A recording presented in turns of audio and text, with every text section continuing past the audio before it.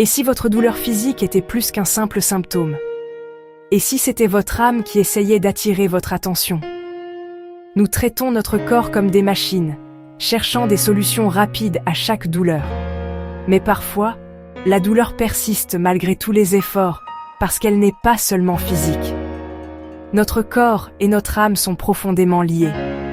Lorsque nous ignorons nos besoins intérieurs, les murmures de l'âme deviennent des cris à travers la douleur. Cette douleur ou cette fatigue peut être un message, le reflet d'un trouble intérieur ou d'émotions non reconnues. Au lieu de voir la douleur comme un ennemi, considérez-la comme un messager. Demandez « Qu'est-ce que mon corps essaie de me dire ?» et non seulement « Comment faire disparaître ça ?» Ce changement ouvre un dialogue avec vous-même. C'est le premier pas sur un chemin de véritable guérison et de compréhension de soi. Voici Élodie. Des années de migraine l'avaient laissée désespérée de trouver des réponses. Elle a essayé tous les traitements, mais rien n'a fonctionné, jusqu'à ce qu'elle demande. Qu'est-ce que ma douleur essaie de me dire? Élodie a réalisé qu'elle vivait sous une pression incessante, toujours forte pour les autres, jamais vulnérable. Ces migraines étaient le cri de son âme pour se libérer du perfectionnisme et du contrôle.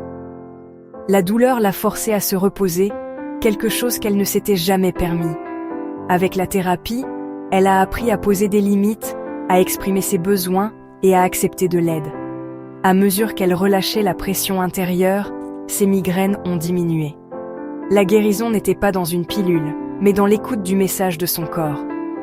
L'histoire d'Élodie montre que la vraie guérison commence à l'intérieur. Parfois, la douleur est la façon dont le corps exige les soins que nous nous refusons. Chaque symptôme est un message de votre corps. La douleur chronique reflète souvent des états émotionnels chroniques, comme le sentiment de ne pas être soutenu ou d'être accablé.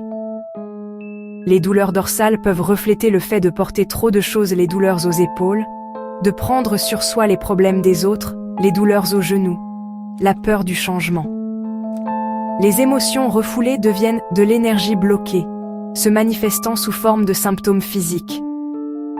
Lorsque la douleur apparaît, devenez un détective doux.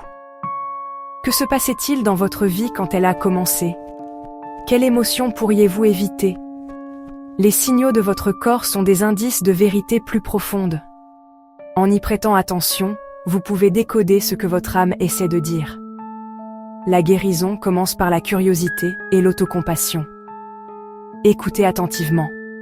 Votre corps en sait plus que vous ne le pensez. La maladie n'est pas une punition, c'est une invitation. Lorsque nous nous écartons de notre véritable chemin, l'âme peut utiliser la maladie pour attirer notre attention. La douleur nous force à faire une pause et à réfléchir à ce qui compte vraiment. Cette pause sacrée est une occasion de demander: vivez-vous en accord avec vos valeurs? Vos relations sont-elles nourrissantes?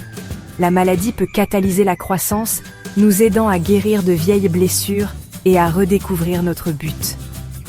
Le chemin n'est pas facile, mais changez votre point de vue.